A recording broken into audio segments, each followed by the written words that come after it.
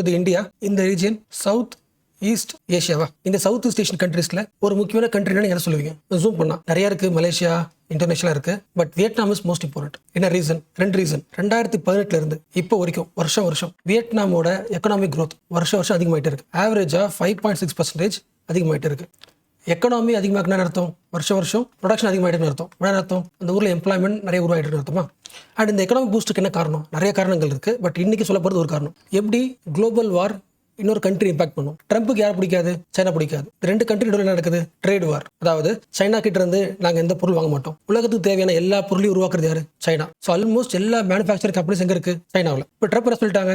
China கூட trade பண்ண மாட்டோம், அந்த கண்ட்ரியோட மேனுஃபேக்சரிங் கம்பெனி பொருள் வாங்க மாட்டோம் சொல்லியாச்சு. அது ஓகே, சைனாக்கு பாதிப்பு தான். பட் வேற ஆல்டர்னேட்டிவ் என்ன? ஏஷியாவில் வேற ஆல்டர்னேட்டிவ் என்ன? இந்தியா ஒரு ஆல்டர்னேட்டிவ். பட் இந்த சிச்சுவேஷனால சைனாவுக்கு ஆல்டர்னேட்டிவா வியட்நாம் தன்னோட நாட்டை ஒரு பெரிய ப்ரொடக்ஷன் ஹப்பா மாத்துது குளோபல் லெவலில். ஸோ எல்லா கண்ட்ரிக்கு என்ன பொருள் தேவையோ எல்லாத்தையும் மேனுஃபேக்சர் பண்ணுற ஒரு மேஜர் குளோபல் ப்ரொடக்ஷன் ஹப்பா வியட்நாம் மாறிட்டு இருக்கு. அப்போ இது வரைக்கும் சைனா கிட்ட இருந்து பொருள் வாங்கினவங்க என்ன பண்ணுவாங்க? வியட்நாம் பொருள் மேலே டிமாண்ட் பண்ணுவாங்க. டிமாண்ட் அதிகமாக இருக்குன்னா ப்ரொடக்ஷன் அதிகமாகும், growth என்னாகும்? அதிகமாகும். இப்போ சொல்லுங்களேன், அப்போ சைனாவை விட அதிகமாக டிமாண்ட் எங்கே இருக்குமா? ப்ரொடக்ஷன் அதிகமாக பண்ணணுமா? ப்ரொடக்ஷன் அதிகமாக்கணும்னா எது அதிகமாக்கணும்? எந்த டிமாண்ட் அதிகமாக இருக்கும்? எலக்ட்ரிசிட்டி டிமாண்ட் பீக்கில் போயிட்டு இருக்கு. 2018 இருந்து 2023 கம்பேர் பண்ணால் லாஸ்ட் ஒரு 6 to 7 இயர்ஸில் எலக்ட்ரிசிட்டி டிமாண்ட் 27% அதிகமாக இருக்குது. மீனிங் புரிஞ்சா? வழக்கமாக யூஸ் பண்ணுற யூனிட்டை விட 27% கால்வாசி எக்ஸ்ட்ரா யூஸ் பண்ணுறோம், கன்சியூம் பண்ணுறாங்க. என்ன ரீசன்? ப்ரொடக்ஷன் அதிகமாக்கணும். பட் இந்த எலக்ட்ரிசிட்டியிலேருந்து வரல இந்த எக்ஸ்ட்ரா டிமாண்ட் ரினியூவல் எனர்ஜிக்கு அவங்க செலவு பண்ணல. சேம் எல்லாரும் யூஸ் பண்ணுற கோல் தான் யூஸ் பண்ணுறாங்க. அப்போ எலக்ட்ரிசிட்டி அதிகமாக யூஸ் பண்ணுறாங்கன்னா கோல் என்ன பண்ணுவாங்க? அதிகமாக யூஸ் பண்ணுவாங்க. வியட்நாமில் கோல் கிடையாது. கோல் என்ன பண்ணுது? இம்போர்ட் பண்ணுது. சவுத் ஏஷியாவிலே இல்லை ஏஷியாவிலே அதிகமாக கோல் இம்போர்ட் பண்ணுற கண்ட்ரி சைனா. இப்போ அதுக்கு அடுத்த லெவல் யாரும் வந்திருக்காங்க? வியட்நாம் வந்திருக்காங்க. லிங்க் பண்ண முடியுதா? நம்மளோட எக்கனாமிக் பூஸ்ட்டுக்கு முக்கியமாக தேவையே கோல் தான். அப்போ கோல் அதிகமாக என்ன ஆகும்?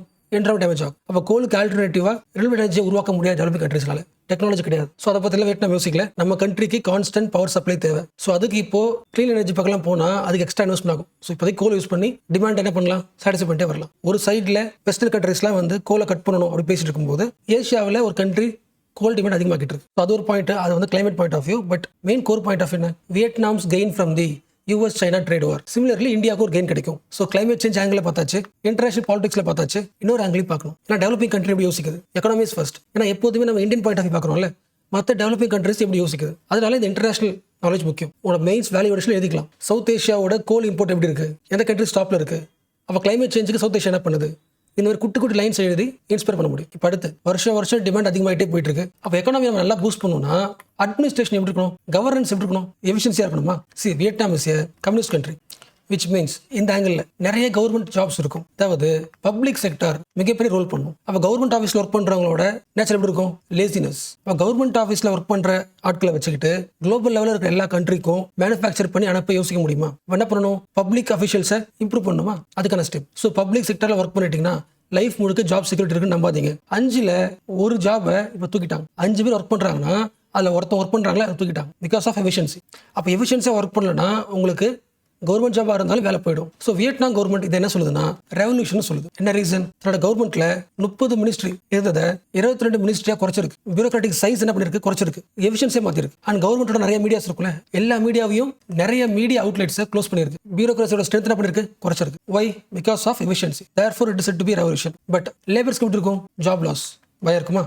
எக்ஸ்பர்ட்ஸ் என்ன சொல்றாங்க? ஆல்ரெடி ஜாப்ல இருக்கவங்க தூக்காதீங்க, எக்ஸ்பீரியன்ஸான எம்ப்ளாய் என்ன ஆவாங்க? லாஸ் ஆயிடுவாங்க. இது ஒரு warning. But government point of என்ன?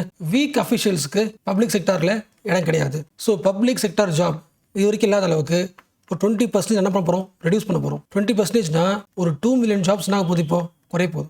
அப்போ இவ்வளோ மக்களுக்கு ஒரு 4.5 பில்லியன் காசு கொடுத்துருந்தவங்கள சம்பளம் அந்த அமௌண்ட் நான் போது குறைய போகுது, சேவ் ஆக போகுது. ஸோ வீக் அஃபிஷியல்ஸ்க்கு இவ்வளோ காசு கொடுத்து வேலை வச்சுக்கிறதுக்கு என்ன பண்ணலாம்?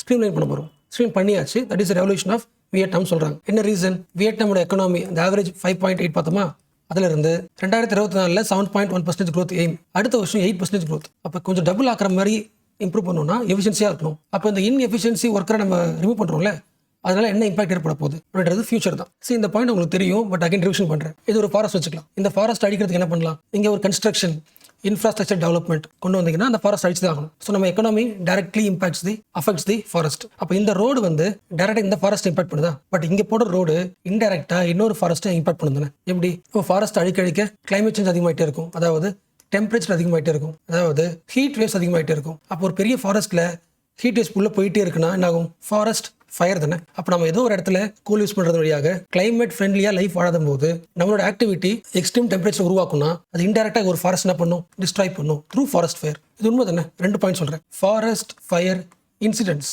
சம்பவங்கள் கடைசி 20 வருஷத்துல 10 டைம்ஸ் அதிகமாக இருக்கு. ஃபார் எக்ஸாம்பிள் லாஸ்ட் இயர் 1 இயர்ல ஒரே ஒரு தடவை தான் இந்த ஃபாரஸ்ட்ல ஃபயர் வச்சுன்னா இந்த வருஷம் 10 தடவை எக்ஸ்ட்ரா வந்திருக்கும். ஸோ ஃபாரஸ்ட் ஃபயர் இன்சிடென்ட் வந்து ரொம்ப ரொம்ப ஃப்ரீக்வெண்ட்டாக நடக்குது. யோசிக்க முடியுதா? ஒரே ஒரு தடவை நடந்துச்சுன்னா அது டிசாஸ்டர்.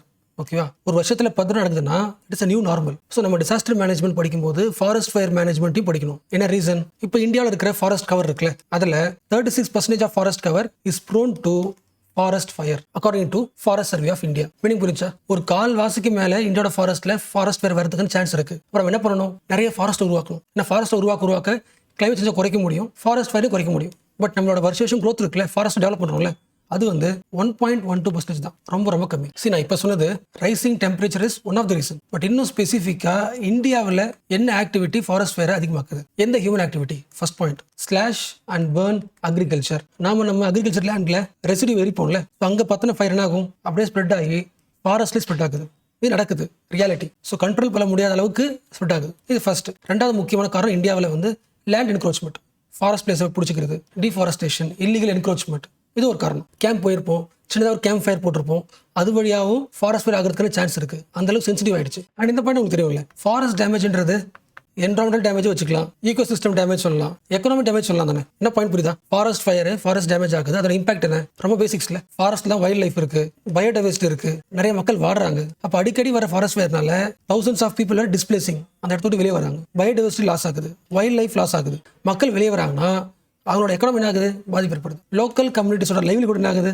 டிஸ்டர்ப் ஆகுது. இது எல்லாத்த விட ஃபாரஸ்ட் அழிய கார்பன் டை ஆக்சைடை அப்சர்வ் பண்ற ஃபெசிலிட்டி எதுவுமே கிடையாது. ஃபாரஸ்ட் தான் முடிஞ்ச அளவுக்கு நாம எமிட் பண்ண கார்பன் டை ஆக்சைடை அப்சர்வ் பண்ணிட்டு இருக்கு. இப்போ கார்பன் சீக்வெஸ்ட்ரேஷன் ஒர்க் அவுட் ஆகாது. அப்போ கிளைமேட் சேஞ்சை ஃபைட் பண்ணணும்னா அதுக்கு பெஸ்ட் சப்போர்ட்டே ஃபாரஸ்ட் தான். ஃபாரஸ்ட்டும் இல்லைன்னா கிளைமேட் சேஞ்சை ஃபைட் பண்ண முடியாது. அண்ட் இந்தியாவில் எந்த ரீஜன்ல forest fire is most prone? Himalayan states, Uttarakhand, Himachal Pradesh.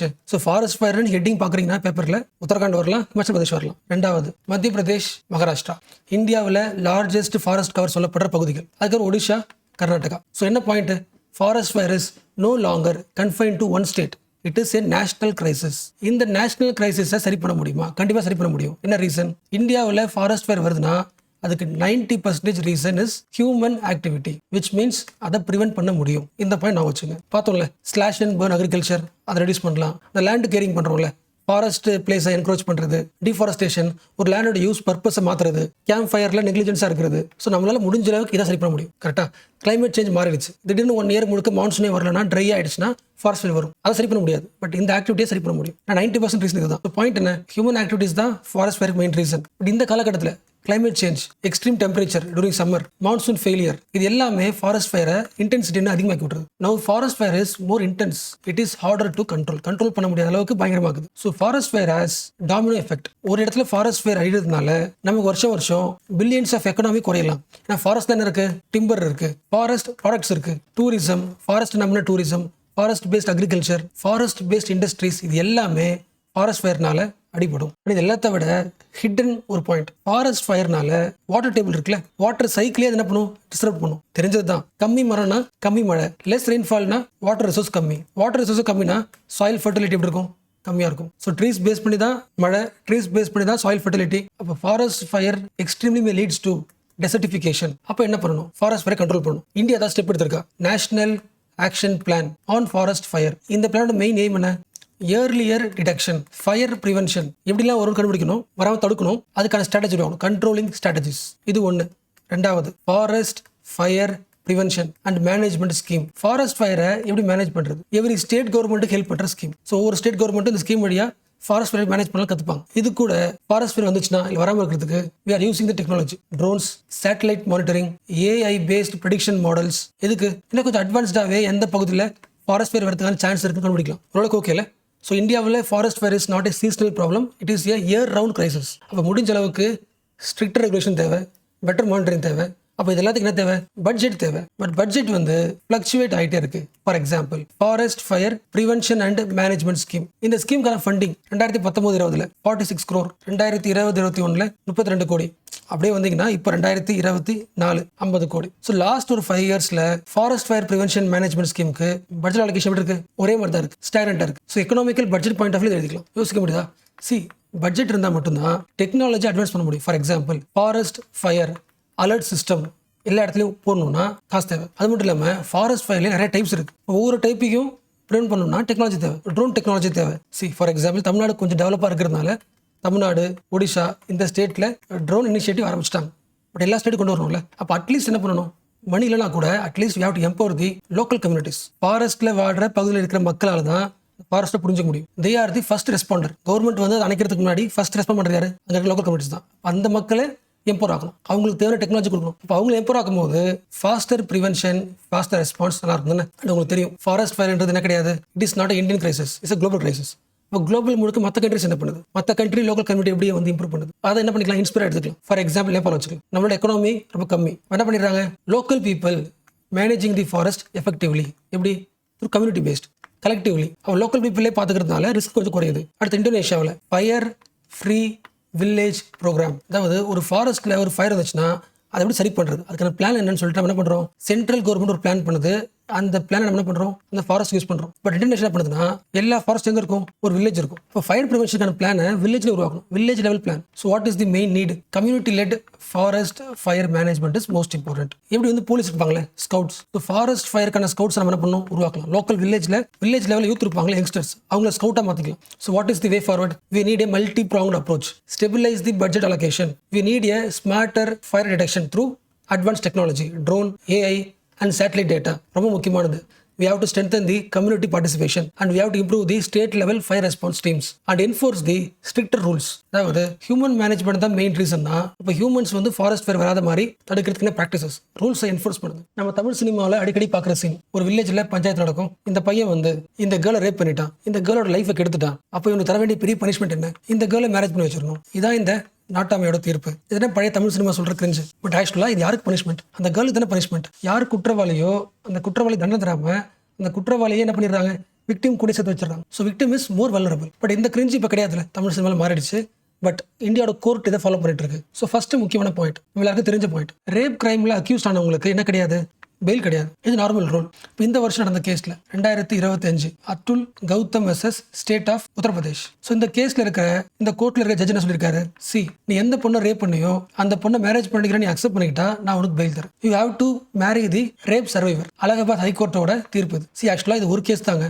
2024 2022 நிறைய கேஸ் இருக்கு. Abhishek versus state of Uttar Pradesh 2024, Ramshankar versus state of UP. எல்லா கேஸ்லுமே கிரைம் பண்ணவங்களுக்கு பெயில் வாஸ் கிராண்டட் அந்த condition that he will marry the survivor. ஆக்சுவலாக ஃபர்ஸ்ட் பாயிண்ட், அந்த அக்யூஸ்ட் மேலே கேஸ் கொடுத்தது யாரு, விக்டிம் தான். அப்போ ஏன் மோஸ்ட்லி இந்த கிரைம் பண்ணவங்களுக்கு பெயில் தர மாட்டேங்கிறாங்கன்னா, வெளியே ஃப்ரீயாக விட்டுட்டா யாரு கேஸ் கொடுத்தாங்களோ போய் மிரட்டலாம்ல. லாஜிக் புரியுதா? என்ன பண்ணலாம், வேணும்னு சொல்லலாம், ஜெயிலுக்கு போகக்கூடாதுக்காக வச்சு பெயில் கிடைக்கிறதுக்கு, தப்பிக்கிறதுக்கு, கேஸ் மேன்மேட் பண்ணுறதுக்கு ஓகே நான் அக்செப்ட் பண்ணிக்கிறேன் சொல்லிட்டு வெளியே வந்துடலாம். அப்போ இந்த ஜட்மெண்ட் வந்து அகைன் ஒரு லூப்குள்ள உருவாக்குறதா சான்ஸ் உண்டு. ஸோ இது வந்து கவர்னன்ஸ் ப்ராசஸ். இதை விட்டுருங்க. ரேப் பண்ணவங்களே வந்து மேரேஜ் பண்ணிக்கணும்னு சொல்றது வந்து அகைன் ரீஎன்ஃபோர்சிங் வாட் பேட்ரியார்கியல் நாம்ஸை ஸ்ட்ராங் பண்ணுதுன்னு அர்த்தம். அதாவது உமனோட டிக்னிட்டி எதை பேஸ் பண்ணியிருக்கு, மேரேஜ் பேஸ் பண்ணியிருக்கு. இப்போ இவர் வந்து மேரேஜ் பண்ணிட்டாருன்னா மறுபடியும் இந்த கேர்ளுக்கு டிக்னிட்டி கிடைச்சிரும். இது வழக்கமாக சொல்லப்படுற ஸ்டீரியோடைப் தானே. அப்போ செக்ஷுவல் வயலன்ஸுக்கு மேரேஜை சொல்யூஷனாக சொல்றது பேட்ரியார்கியல் என்ன பண்ணும், ஸ்ட்ராங் தானே பண்ணும். லிங்க் பண்ண முடியுதா? ஒரு செக்ஷுவல் வயலன்ஸ்னால பாதிக்கப்பட்ட விக்டிம் இல்லை சர்வைவர் அந்த கிரைமுக்கு ஜஸ்டிஸ் கிடைக்காம அந்த உமனை மேரேஜுக்குள்ள தள்ளி விடுறது, it is the violation of her rights. அதாவது தன்னை யார் ஹார்ம் பண்ணாங்களோ அந்த பர்சனை நம்பியே தன் லைஃபை டிபெண்டன்ஸியாக மாற்றுறது. லாஜிக் புரியுதா? இந்த கேஸோட முடிவு வந்து அவங்க ரைட்ஸை மட்டும் எடுத்துக்கல, அவங்க லைஃப் என்ன ஆகுது, அவங்க லைஃபை கம்ப்ளீட்டாக டிபெண்டன்ஸே மாற்றுது. அது ஹார்ம் பண்ண ஆளோட. ஸோ ஜஸ்டிஸ் அண்ட் டிக்னிட்டி ரெண்டுமே என்ன ஆகுது, ஃபெயில் ஆகுது. ஸோ இந்தியன் ஹைகோர்ட் எந்த மித்துக்குள்ள மாட்டிக்கிட்டு இருக்கு, ஒரு கேர்ளுக்கு நடக்கிற sexual violence is not a loss of purity. அந்த இன்சிடென்ட்னால அவங்களோட பியூரிட்டி போகல, இட் இஸ் எ கிரைம். நீங்கள் பியூரிட்டி லாஸ் ஆகிட்டு சொல்லும்போது என்ன பண்ணுறீங்க, நீங்கள் மேரேஜ் மறுபடியும் அந்த பியூரிட்டியை கொடுத்துரும். This is not about the purity issue, it is about the crime, இந்த கிரைமுக்கான பனிஷ்மெண்ட். ஸோ இந்த மாதிரி judgement again it will reinforce the victimisation. So first இந்த ஆர்டிகளோட கீவேர்ட் பாருங்களேன், 2 கீவேர்ட் இருக்கு பாருங்க. ஒன்று இந்தியா, கிளைமேட் கோஆப்ரேஷன். ஆக்சுவலாக லாஸ்ட் ஒரு 6 மந்த்ல 1 இயர்ல நிறைய கிளாஸஸ் பார்த்துருக்கோம். India climate change, India climate cooperation, India climate finance, developing country வாய்ஸாக இந்தியா என்ன பேசணும், நிறைய கிளாஸ் பார்த்துருக்கோம், நிறைய வீடியோஸ் பார்த்துருக்கோம். அந்த எல்லா வீடியோஸோட ஹெட்டிங் இருக்குல்ல, அதை நான் ஷேர் பண்ணுறேன். ஃப்ரீடம் கிடைக்கும் போதெல்லாம் ஒன்றுனா முடிச்சிருங்க. ஏன்னா அந்த எல்லா டாப்பிக்கோட கம்பலேஷனாக இது. ஸோ நம்ம இந்த டாபிக் இன்னும் கொஞ்சம் ஈஸியாக புரிஞ்சுக்கிறதுக்கு அந்த எல்லா கிளாஸஸும் முக்கியம். பட் நான் எல்லா கிளாஸும் காட்டுறேன். இந்த வீடியோவில் இந்த ஆர்டிக்கலை புரிஞ்சுக்கிறதுக்கு எது மோஸ்ட் இம்பார்ட்டன்ட் வீடியோவோ அதை அட்டாச் பண்ணுறேன். ஸ்டார்ட் பண்ணலாம். ஸோ நீங்கள் பார்க்க வேண்டிய topic name WMO cyclone COP28. இது ரொம்ப பேசிக்ஸ். இதை பாருங்க. அடுத்து short intro on India stand on climate finance, காசு பற்றி. ஓகேயா? அடுத்து அந்த காசோட இன்னும் பெருசு, நியூ கலெக்டிவ் குவான்டிஃபைடு கோல். இந்த பாயிண்ட், இந்த டாபிக் இப்போ தேவையில்லை, இது வந்து இன்டர்நேஷனல் ரிலேஷன், அது தேவையில்லை. அதுக்கு மேலே இருக்குல்ல கார்பன் கிரெடிட் மெக்கானிசம் எக்ஸ்பிளைன், இதுதான் மோஸ்ட் ரிலவெண்ட் இன்னைக்கு வந்து ஆர்டிகல். அண்ட் இது கூட கடைசியா குளோபல் ஸ்டாக் டேக் COP28 இருக்குல்ல, இது முக்கியம். So global stock take COP28 இதை முடிங்க. New collective quantified goal, short intro, WMO cyclone COP28. இதெல்லாம் ஒரு பேசிக் அண்டர்ஸ்டாண்டிங் கொடுக்கும், ஸ்டோரி மாதிரி இருக்கும், ஸோ ஈஸியாக இருக்கும். ஃபர்ஸ்ட் இந்த எக்ஸாம்பிள் புரியுதா சொல்லுங்களேன். இது ஒரு ஃபேக்ட்ரி. இந்த ஃபேக்ட்ரிக்கு எலக்ட்ரிசிட்டி தேவை. எலக்ட்ரிசிட்டி என்ன தேவை? கோல் தேவை. ஃபார் எக்ஸாம்பிள் ஒரு 10 கிலோ கோல் லேண்ட்ல இருந்து எடுத்து அந்த கோலை எரிச்சு எலக்ட்ரிசிட்டி வந்துருச்சு. இந்த கோலை எரிக்கும் போது கார்பன் டை ஆக்சைடு எமிட் ஆகும். அதனால கிளைமேட் சேஞ்ச் அதிகமாகுது, டெம்பரேச்சர் அதிகமாகுது. கரெக்டாக? நான் என்ன பண்ண போகிறேன், இந்த ஃபேக்ட்ரிக்கார இந்த கோலுக்கு பதில் சோலாரை பயன்படுத்தி எலக்ட்ரிசிட்டி உருவாக்கி ஃபேக்ட்ரி பயன்படுத்த போகிறேன். இப்போ நான் என்ன பண்ணிட்டேன், என் ஃபேக்ட்ரிக்கு தேவையான 10 கிலோ கோல் என்ன பண்ணிட்டேன், சேவ் பண்ணிட்டேன், ரெடியூஸ் பண்ணிட்டேன். ஸோ கார்பன் எமிஷனை, கார்பன் டை ஆக்சைடு எமிஷனை கட் பண்ணியிருக்கேன். கரெக்டாக? 10 கிலோ. இந்த மாதிரி எல்லா கண்ட்ரியும் பண்ணும் தானே. இதனா கோல், எல்லா கண்ட்ரியும் கார்பன் எமிஷனை குறைங்க. அதனால் டிக்ளரேஷன், பாரிஸ் சமிட், UNFC சொல்றது அதானே. இப்போ இந்த விஷயத்துக்குள்ள ஒரு டிப்ளமசி ஒழிஞ்சிருக்கு. அது புரிதா சொல்லுங்க. அந்த ஃபேக்ட்ரி வந்து இந்தியாவோட ஃபேக்ட்ரி. அந்த கோலை யூஸ் பண்ணாம சன்லைட் வழியா எலக்ட்ரிசிட்டி உருவாக்குறதுக்கு என்ன தேவை, டெக்னாலஜி தேவையா? அந்த டெக்னாலஜி இந்தியாவில் இருக்குமா? இந்தியா இருக்காது. அப்போ என்ன பண்ணணும், இம்போர்ட் பண்ணணும், இல்லை வாங்கணும். இப்போ USA, அதாவது டெவலப்டு கண்ட்ரி, இந்த டெக்னாலஜி தருது யாருக்கு? இந்தியாவுக்கு. இல்லைன்னா அந்த டெக்னாலஜி வாங்குறதுக்கான காசு தருது. இப்போ இந்த கண்ட்ரி வந்து இதை யூஸ் பண்ணிக்கிச்சு. இதை யூஸ் பண்ணதுனால ஒரு 10 கிலோ கோல் ஆகுது, குறையுது. கோல் குறையதுனால கார்பன் எமிஷனும் குறையுது, கார்பன் டை ஆக்சைடு எமிஷனும் குறையுது. அப்போ இந்த ஆக்ஷனுக்கு, இந்த அச்சீவ்மெண்ட்டுக்கு யார் காரணம்? டெவலப்பிங் கண்ட்ரியும் காரணம், காசு கொடுத்த USAவும் காரணம். இல்லை US என்ன சொல்லலாம், இந்த குளோபல் லெவல்ல கார்பன் எமிஷனை கண்ட்ரோல் பண்றதுக்கான டார்கெட் இருக்குல்ல, அந்த டார்கெட்டை நானும் கான்ட்ரிபியூட் பண்ணியிருக்கேன். டெவலப்பிங் கண்ட்ரியான இந்தியாவுக்கு நான் டெக்னாலஜி கொடுத்து, காசு கொடுத்து கார்பன் எமிஷனை குறைச்சிருக்கேன். அப்போ நான் வந்து டைரக்டா என்னோட கண்ட்ரியில கார்பன் ரெடியூஸ் பண்ணலாலும் கார்பன் ரிடக்ஷனுக்கு ஹெல்ப் பண்ணியிருக்கேன். அது புரியுதா? அப்போ UNFCCC, பாரிஸ் அக்ரிமெண்ட், இவங்க சொல்ற கார்பன் எமிஷனை குறைக்கிறதுக்கான ஆக்ஷன் பிளான் இருக்குல்ல, 2 பிளான் பண்ணலாம். டெவலப்பிங் கண்ட்ரிஸ் என்ன பண்ணுங்கன்னா, முடிஞ்ச அளவுக்கு கோல் யூஸ் பண்றதை குறைங்க. அதை குறைக்கிறதுக்கான ஃபினான்ஸ், டெக்னாலஜி டெவலப்டு கண்ட்ரி இருந்து வாங்கிக்க. அப்போ நீங்களும் என்ன பண்றீங்க, கிளைமேட் சேஞ்சை குறைக்கிறதுக்கு கவுண்டர் பண்றீங்க. டெவலப்டு கண்ட்ரியும் கிளைமேட் சேஞ்சை குறைக்கிறதுக்கு கவுண்டர் பண்ணுது. இந்த பாயிண்ட் புரியுதுல? டெவலப்டு கண்ட்ரி எந்த வேலையும் பண்ணல, பட் காசு கொடுக்கறது வழியாக கார்பன் எமிஷனை குறைச்சதுக்கான பேர் கிடைச்சிரும். ஸோ அதுக்காகவாது டெவலப்டு கண்ட்ரிஸ் என்ன பண்ணுங்க, ஃபண்டு கொடுங்க, டெக்னாலஜி கொடுங்க. உங்களோட மெயின் ரோல் அதான். இது யார் சொல்றா? பாரிஸ் அக்ரிமெண்டோட ஆர்டிகல் 6 சொல்லுது. முக்கியமா 6.2 இன்டர்நேஷனலி டிரான்ஸ்ஃபர்டு மிட்டிகேஷன் அவுட்கம். ஒரு கண்ட்ரி கார்பனை குறைக்கிறதுக்கான மிட்டிகேட் பண்றதுக்கு ஒர்க் அவுட் பண்ணுது. அதுக்காக இன்டர்நேஷனல் கம்யூனிட்டி டெவலப்டு கண்ட்ரி பண்ணுது, ஹெல்ப் பண்ணுது, டிரான்ஸ்ஃபர் பண்ணுது technology, financial eight. Internationally transferred mitigation outcome. Logic புரியுதா?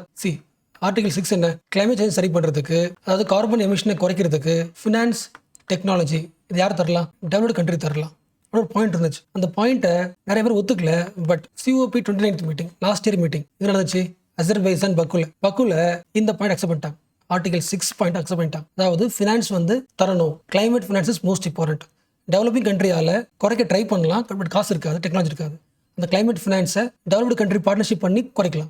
அதனாலே இந்த மீட்டிங் பேர் வந்து கிளைமேட் ஃபினான்ஸ் COP. அப்போ இந்தியா என்ன பண்ணும், முடிஞ்ச அளவுக்கு கார்பன் எமிஷன் குறைக்க ட்ரை பண்ணணும். அதுக்கு தேவையான ஃபண்டை வந்து வாங்கிக்கும், டெக்னாலஜி வாங்கிக்கும், குறைக்க போகுது. அப்போ அது கிடைக்கிற டெக்னாலஜி என்ன பண்ண போகுதுன்னா, எல்லா குளோபல் சவுத் கண்ட்ரீஸ்க்கும் கொடுக்க போகுது. அதான் சவுத் கோஆபரேஷன். இந்த ஹெட்டிங் பார்த்தோம்ல, நமக்கு கிடைச்ச டெக்னாலஜி, நாலேஜை ஆப்பிரிக்காவுக்கு ஷேர் பண்ண போகிறோம், ஒரு கண்ட்ரி ஷேர் பண்ண போகிறோம். அப்போ இந்தியாவுக்கு கிளைமேட் ஃபினான்ஸ் கிடைக்கிறது வழியாக ஒட்டுமொத்த குளோபல் சவுத்லேயும் ஒரு கோஆபரேஷன் உருவாக போகுது. லாஜிக் புரியுதா? 2030க்குள்ள நம்ம ஃபேக்ட்ரியில் எவ்வளோ கோலை உற்பத்தி பண்ணமோ, எவ்வளோ கார்பன் பண்ணமோ, அதை 45% குறைக்கணும். இப்போ இவ்வளோ குறைக்கணும்னா எவ்வளோ காசு, டெக்னாலஜி தேவை. இப்போ இதுக்கு கார்பன் மார்க்கெட் மெக்கானிசம் பயன்படுது. ஸோ இதுக்கு ஆர்டிகல் 6.2 பயங்கர யூஸ்ஃபுல்லாக இருக்கு. And India already 2023 carbon credit trading scheme ஒரு ஸ்கீம் ஆரம்பிச்சிருச்சு. ஸோ இதை பற்றி நம்ம லாஸ்ட் கிளாஸில் பார்த்தோம். கார்பன் மார்க்கெட் ஸ்கீம் பார்த்தோம். இப்படி ஒரு ஹெட்டிங் காமிச்சுல, அந்த கிளாஸ் பாருங்க, இன்னும் ஈஸியாக இருக்கும். ஸோ ஃப்ரீ டைமில் அந்த வீடியோவில் நியூ கலெக்டிவ் குவான்டிஃபைட் கோல் பாருங்க. கார்பன் கிரெடிட்னா என்ன அதையும் பாருங்க. இப்போ ரீசென்ட்லி பாரிஸில் நடக்கிற ஈவெண்ட் என்ன, AI ஆக்ஷன் சமிட்டா. ஸோ லாஸ்ட் ஒரு 2 டேஸா, அடுத்து ஒரு 3 டேஸா AI சமிட் பற்றி நிறைய பாயிண்ட்ஸ் வரும், நிறைய ஆர்டிகல்ஸ் வரும். ஸோ இன்னைக்கு பார்க்க போகிறது, இன்னைக்கு நியூஸில் வந்து ஒரு சின்ன ஆர்டிகல். ஸோ டெய்லியும் அப்டேட் ஆகும். ஓகேவா? இந்த ஒரு டாபிக் மட்டும் கிடையாது, இன்னைக்கு ஒரு நியூஸ் மட்டும் கிடையாது. ஓகேவா? அண்ட் ஃப்ரீ டைமில் ப்ராக்சிஸ் சேனலை சர்ச் பண்ணி பாருங்க. லாஸ்ட் 1 இயரா AI and India, AI action சமிட்டில் இந்தியா என்ன பண்ணணும், இந்தியாஸ் ரெஸ்பான்சிபிலிட்டி நிறைய கிளாஸ் போட்டிருக்கு. ஃப்ரீ டெல்ல பாருங்க. ஏன்னா எல்லா நியூஸோட அப்டேட் தான் இது எல்லாமே. ஓகே, ஃபர்ஸ்ட் இந்த சமிட் எங்க நடக்குது? பிரான்ஸ் பாரிஸா? ஓகே, ஏன் இந்த சமிட் முக்கியம்? எல்லாரும் வராங்க. இந்தியா, சைனா, பிரான்ஸ், ஆஸ்திரேலியா, பிரேசில்னு 58 கண்ட்ரிஸ் வராங்க. இந்த சமிட்டோட மெயின் ஏம் என்னன்னா, டெய்லியும் புது புது ஏஐ வந்துட்டே இருக்கா. அப்ப ஏஐ டெவலப் பண்ணும்போது செக்யூரிட்டி முக்கியம் இல்ல, சேஃப்டி முக்கியம் இல்ல, கரெக்டா? அப்ப ஏஐக்கு ரூல்ஸ் போடணும், ஏஐ ரெகுலேட் பண்ணணும். இதுதான் நம்மளோட ஐடியா. டெவலப்பிங் கண்ட்ரியோட மெயின் ஏம். ஃபர்ஸ்ட் ஏஐக்கு ரூல்ஸ் போடுறது என்ன? இந்த ஏஐ சம்பந்தப்பட்ட டெக்னாலஜி எல்லாம் உருவாக்குறது western countries, developed countries, for example USA. அப்ப அவங்க உருவாக்குற ஏஐ வந்து எல்லாருக்கும் தான் இருக்குமா? அக்சசிபிலிட்டியா இருக்குமா? இருக்காது. அப்போ ரூல்ஸ்ல ஆட் பண்ணுது. ஒரு ஏஐ டெக்னாலஜி ஒரு கண்ட்ரிக்கு மட்டும் சொந்தமா இருக்க முடியாது, எல்லாரும் யூஸ் பண்ற மாதிரி இருக்கணும். அக்சசிபிலிட்டி அண்ட் ஏஐல ஒரு ஆன்சர் வருது இல்ல, ஒரு இமேஜ் உருவாக்குதுல, அது எத்திக்கல் பேஸ்ட் இருக்கா? ஒயிட் பீப்புள் உருவாக்குறதுனால அதுல வர எல்லா இன்ஃபர்மேஷனும் பிளாக் பீப்புள் எப்படி பார்க்கும்? ஸோ ஏஐ ஒரு டெவலப்பிங் கண்ட்ரி என்ன பண்ணும்? ட்ரஸ்ட்ஃபுல்லா நம்பணும், ட்ரஸ்ட் அண்ட் சேஃப்டியா உருவாக்கணும். அந்த ரூல்ஸ் ஆட் பண்ணுங்க. யோசிக்க முடியுதா? நீங்க உருவாக்குற ஆர்டிஃபிஷியல் இன்டெலிஜென்ஸ் டெக்னாலஜி ஹியூமன் சென்ட்ரிக்கா இருக்கா, இல்ல உங்க கண்ட்ரிக்கு ஏற்ற மாதிரி இருக்கா? ஹியூமன் சென்ட்ரிக்கா இருக்கணும். அடுத்து நீங்க ஒரு டெக்னாலஜி கண்டுபிடிச்சிட்டீங்கன்னா அதை என்ன பண்ணாதீங்க? மோனோபோலைஸ் பண்ணாதீங்க. அது சம்பந்தப்பட்ட இன்னோவேஷன் எந்த கண்ட்ரி வேணா பண்ணலாம், கரெக்டா?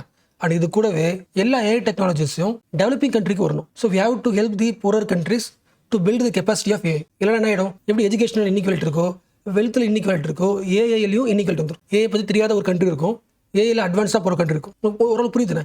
ஏஐ என்ன ஆகுது? டைம் எஃபிஷியன்ட், ஃபியூச்சர் எஃபிஷியன்ட் நிறைய இருக்குல்ல. அப்போ அது எதுவுமே இல்லாத ஒரு கண்ட்ரி நீங்கள் உருவாக்கும். அந்த இன்இக்வாலிட்டி சரி பண்ணணும்னா ரூல்ஸ் முக்கியம். இப்போ சொல்லுங்களேன், இவ்வளோ ரூல்ஸை அமெரிக்கா ஒத்துக்குமா? ஒத்துக்காது. So America, Britain, US and UK refused to sign this summit. என்ன பாயிண்ட் சொல்கிறாங்க?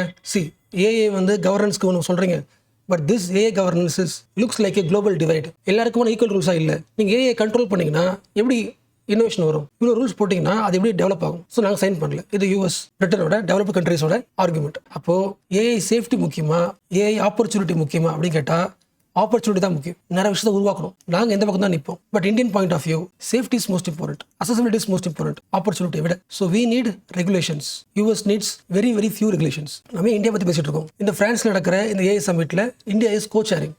சேர்பர்சனா இன்னொரு ஆளாக இந்தியா வந்து ரோல் பிளே பண்ணுது. அப்போ ஒரு ஏஐ சமிட்டோட லீடர்ஷிப் இடத்துல இந்தியா இருக்கிறதுனால ஏஐ ரூல்ஸை என்ன பண்ண முடியும்? இன்ஃப்ளூயன்ஸ் பண்ண முடியும். டெவலப்பிங் கண்ட்ரிஸாக பேச முடியும். இந்த ஆங்கிள் தான் நம்ம மெயின்ஸ் ஆக முடியும். ஸோ இந்த எல்லா பாயிண்ட்ஸும் பர்ஸ்பெக்டிவ்ஸும் மெயின்ஸில் வந்துடணும் டெக்னாலஜி அட்வான்ஸ்மெண்ட்டில். ஆக்சுவலாக பேசும்போது ஸ்டோரி மாதிரி இருக்கும். நான் நோட்ஸ் ஷேர் பண்ணுறேன்ல, இப்போ பேசின எல்லா பாயிண்ட்ஸ் நோட்ஸில் இருக்கும். எக்ஸாம் எப்படி யூஸ் பண்ணிக்கணும்னு இருக்கும். அந்த லைனை படிச்சு பாருங்க. நான் பேசின எல்லா விஷயமும் அந்த லைனில் லிங்க் ஆயிடுச்சுன்னா ஓவர். இந்த உலகத்தோட ஃபியூச்சரே இது மைக்ரோ சிப்ஸ் தானே. நம்ம யார்கிட்ட இருந்து அதிகமாக வாங்குறோம்? Advanced countries, foreign countries, developed countries. So micro chip இருந்தால் மட்டும்தான் நம்ம ஸ்மார்ட் ஃபோன்ல இருந்து, கார்ல இருந்து, லேப்டாப்ல இருந்து, ஈவன் ஸ்பேஸ் மிஷன் எல்லாத்துக்கும் தேவைப்படுதுல சிப்ஸ், மைக்ரோ சிப்ஸ். இப்போ மைக்ரோ சிப்ஸ்லையும் நம்ம என்ன பண்ணணும்? இண்டிஜினியஸாக உருவாக்கணும். அதான் நம்ம aim. IIT Madras plus ISRO ரெண்டு பேரும் சேர்ந்து ஒரு மைக்ரோ சிப் இண்டிஜினியஸாக நாமளும் உருவாக்கிருக்கோம். ஸோ அந்த நியூஸ் தான் இந்த பாட்டம் பாருங்க, ரைட் சைடில் இருக்குல்ல. ஐஐடி மெட்ராஸ் டெவலப்ஸ் இண்டிஜினியஸ் சக்தி செமிகண்டக்டர் சிப். ஸோ சிப்பை கண்டுபிடிச்சாச்சு, உருவாக்கியாச்சு நாம. அதுக்கு பேர் வந்து சக்தி. ஸோ குளோபல் முழுக்கவே எது காம்படிஷன்? செமிகண்டக்டர் மைக்ரோ சிப் தான். ஸோ அதை நம்ம இண்டிஜினியஸாக உருவாக்குறது ஒரு பெரிய அட்வான்ஸ்மெண்ட். இந்த சிப்பை உருவாக்குறதுக்கான சோர்ஸ் என்ன? யார்கிட்ட இருந்து ப்ரோக்ராம் வாங்கலாம்? நம்ம ஓப்பன் சோர்ஸை பயன்படுத்திருக்கோம். RISC-V technology, RISC-V technology. இந்த டெக்னாலஜி பயன்படுத்தி நம்ம சக்தி மைக்ரோ சிப்போட ஆர்கிடெக்சரை உருவாக்கியிருக்கோம். இந்த டெக்னாலஜி வந்து open source. So global semiconductor ரேஸ்ல இந்தியா இருக்குன்றது நான் வச்சுக்கோம். Okay, IIT Madras, ISRO have developed indigenous aerospace quality Shakti based semiconductor chip. Semiconductor chip உருவாக்கியாச்சு, இண்டிஜினியஸாக உருவாக்கணும். எதுக்கு? இந்த சிப்பை ஸ்பேஸுக்கு பயன்படுத்தலாம். சக்தி பேஸ்ட்னு அர்த்தம் இந்தியாவே உருவாக்கின ஒரு micro processor, Shakti micro processor. So Shakti micro ப்ராசஸர்னால உருவாக்குன சிப் இது. ஸோ சக்தி மைக்ரோ சிப்னு சொல்லலாம், இல்லைனா Shakti micro processor based semiconductor சிப்னு சொல்லலாம். அப்போ இதில் கீவேர்டு இது சக்தி. இப்போ படிங்க. Shakti is backed by ministry of electronics information technology under its digital India RISC-V initiative aims to promote indigenous development of microprocessor based products.